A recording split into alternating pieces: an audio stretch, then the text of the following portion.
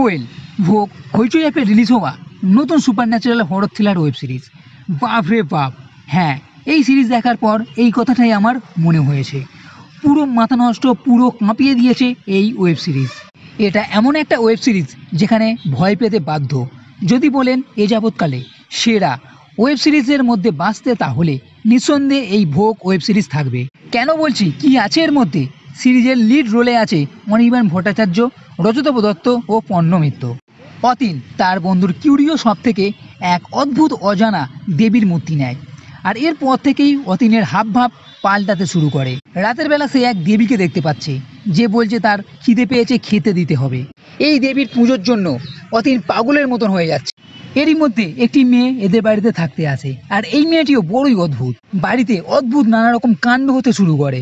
অতীনের পিছনে এক পিশাচও পড়ে যায়, আর এই দেবী মূর্তি হলো সবের মূলে। কি রহস্য আছে এই মূর্তিটাই, আর পিশাচ এর অতীনের পিছনে কেন পড়লো? অতীনের জীবনও আবার সংশয়। শেষ পর্যন্ত কি হবে? একটা চরম ওয়েব সিরিজ আপনার জন্য অপেক্ষা করছে। সিরিজের প্রথম সিনই কাঁপিয়ে দেবে এই দেবী মূর্তিকে দেখিয়ে।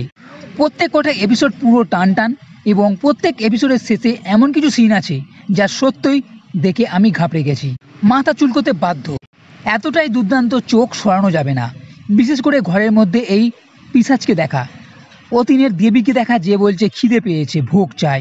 ঘরের মেঝেতে পায়ের ছাপ, অতীনের পিছনে এই পিশাচকে দেখা।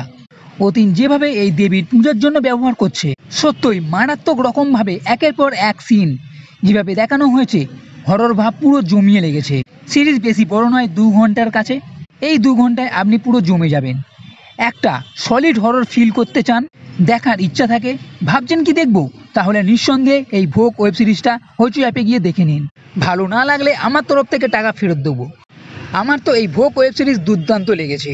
তো বন্ধুরা, এই ভিডিও যদি ভালো লেগে থাকে তাহলে লাইক করো, কমেন্ট করো, শেয়ার করো, আর এই চ্যানেলটি সাবস্ক্রাইব করতে কখনোই ভুলবে না।